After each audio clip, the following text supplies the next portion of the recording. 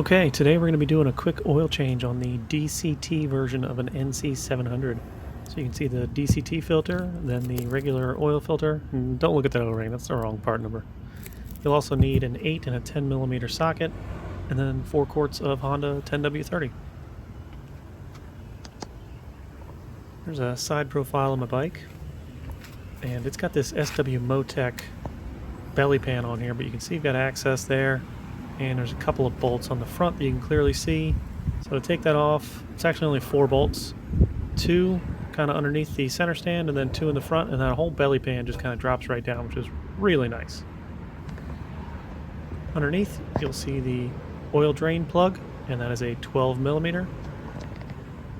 So put a socket on there, crack it loose, and then hopefully line up your oil pan a little bit better than I did, and yep, spill a little bit all over the driveway, and that's a ton of oil.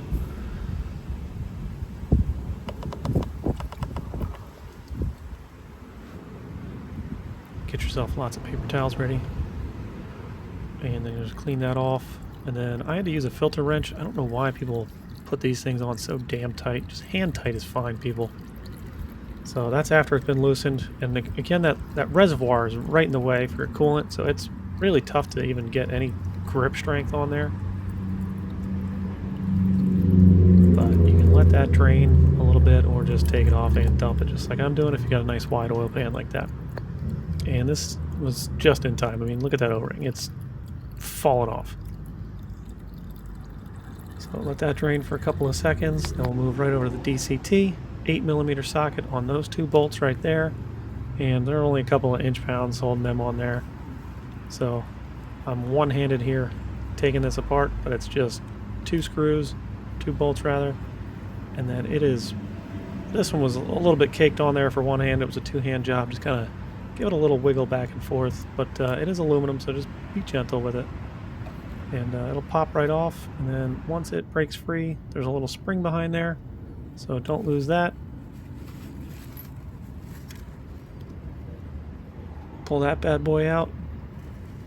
And then you're going to have to wedge something in there to get this filter out, because there is a nice rubber grommet on the other side there. I thought maybe I could stick a fat finger in there, but they're too fat. So get yourself a little wedge. Pull that out. And, through the magic of editing, boom, there it is. It just falls right out. But again, that O-ring's holding it right in there. So set that aside, and since we're here, just wipe that bad boy down with a rag or some paper towels, get it nice and clean. Plop the new one in there, and just make sure that O-ring is seated up in there. Don't forget to put that spring back in, and then just mount that plate right back on. Again, you're not trying to kill these bolts, just a couple of inch-pounds there. Next, put a new crush washer on. Thread that bad boy in and just give it like one grunt. Again, you're not trying to snap this bolt off. It's really not a lot of pressure in here. You're just trying to snug it up so it doesn't leak out. Oh, one grunt. There it is. Next, I just put a little bit of oil in. I do this about twice into the filter. And that's just to kind of pre-wet that element. It'll absorb up in there if you do that about 2-3 times tops. That way it's not dumping all over the place. Take a drop or 2 of oil, rub it on that O-ring. And then again, one-hand cameraman here, terrible angle, terrible sun. Just thread that bad boy on.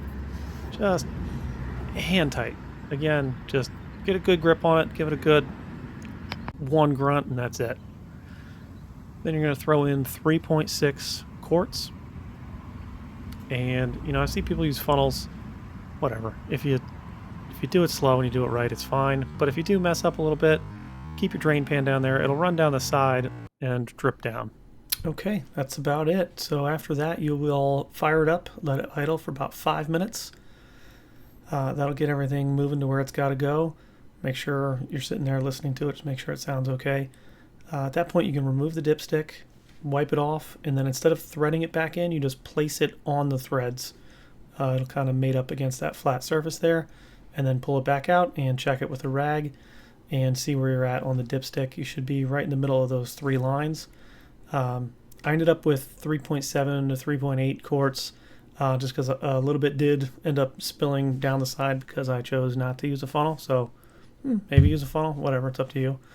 On a side note, I love these AI images through Bing. They're absolutely hysterical to me.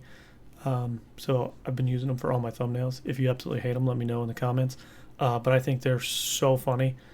You just type in NC700 oil change in a driveway with hand tools and 4 quarts of oil present, and this is what you get. I mean, look at that. It's a open-ended wrench with a lock on it, and then a box end wrench with some pliers grip.